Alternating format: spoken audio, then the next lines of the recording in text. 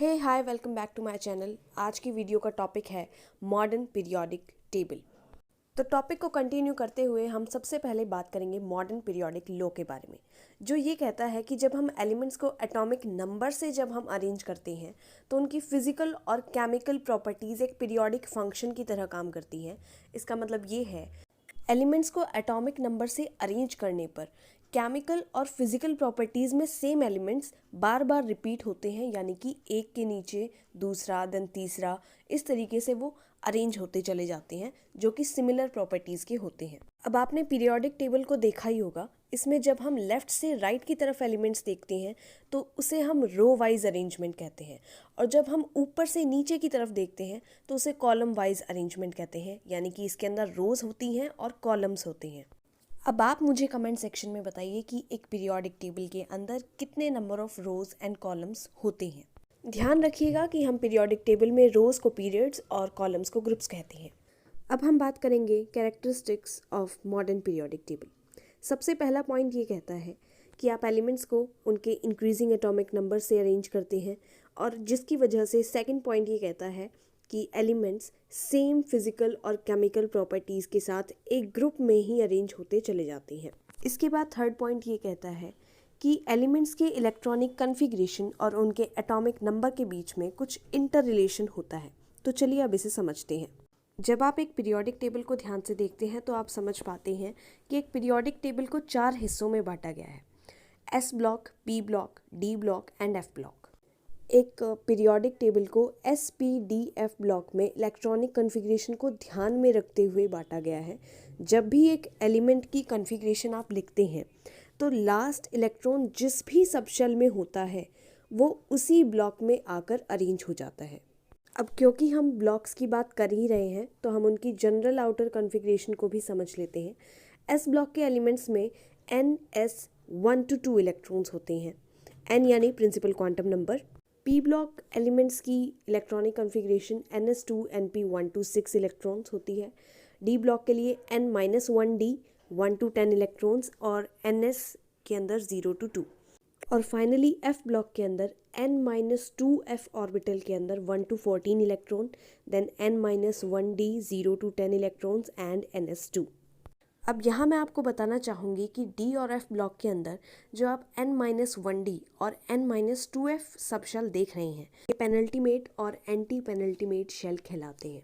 यानी कि सबसे बाहर वाला शेल जो होता है उसे आप बैलेंस शेल कहते हैं, उससे जो अंदर वाला होगा उसे पेनल्टीमेट शेल कहते हैं, और उससे भी अंदर वाला जो शेल होगा उसे आप एंटी पेनल्टीमेट शेल कहते हैं।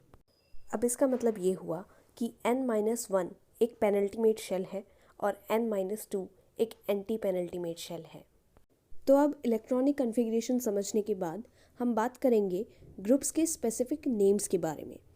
तो पीरियोडिक टेबल के अंदर जो एस ब्लॉक है उसके अंदर 2 ग्रुप्स आते हैं, first group and second group.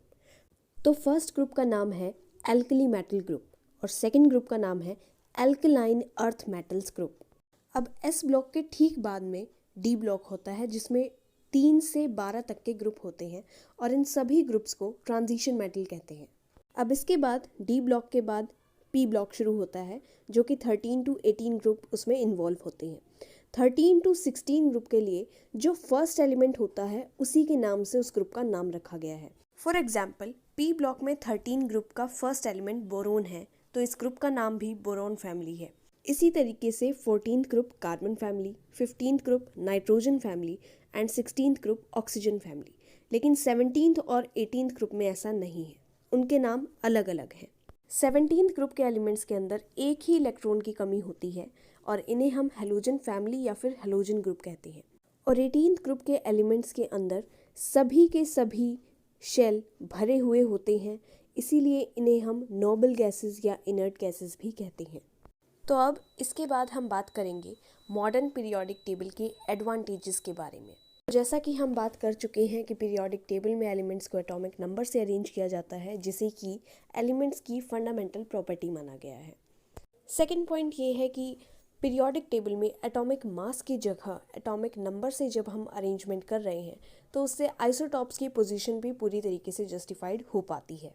Thirdly, इस पीरियोडिक टेबल को याद करना बहुत आसान है और फोर्थ पॉइंट ये है कि SPDF ब्लॉक में सिस्टमैटिक अरेंजमेंट की वजह से ये पीरियोडिक टेबल और भी ज़्यादा सिंपल नज़र आती है। फिफ्थ पॉइंट ये है कि मेंडलीव पीरियोडिक टेबल में आर्गन और पोटेशियम जैसे एलिमेंट्स जिन्हें एटॉमिक मास के ज़रिए आप पीरियोडिक टेबल में फिट नहीं कर पा रहे थे, एटॉमिक नंबर के अरेंजमेंट से आप इस पीरियोडिक टेबल में उन्हें अच्छे तरीके से अरेंज कर पा रहे हैं।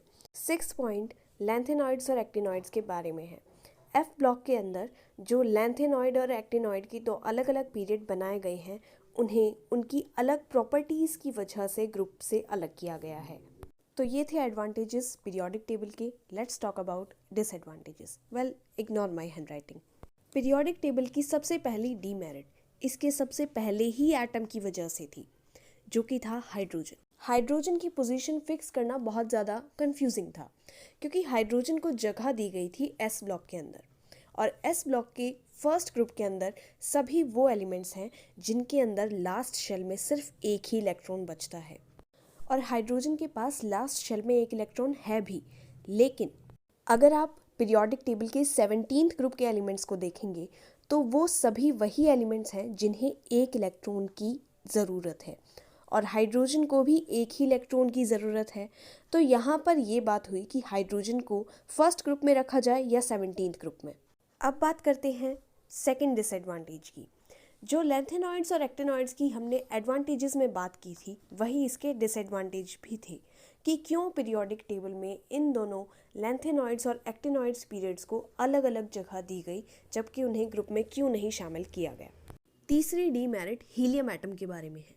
क्योंकि हीलियम एटम की कॉन्फ़िगरेशन 1s2 की है, तो इसे s ब्लॉक एलिमेंट में होना चाहिए, पर हीलियम एटम की फुल्ली फिल्ड कॉन्फ़िगरेशन की वजह से इसे नोबल गैसेस में यानी p ब्लॉक एलिमेंट्स में जगह दी गई है, जो कि इसकी एक और डीमेरिट साबित हुआ। तो आज की वीडियो में बस इतना ही। Thanks for watching. Please like, share and subscribe. Bye bye.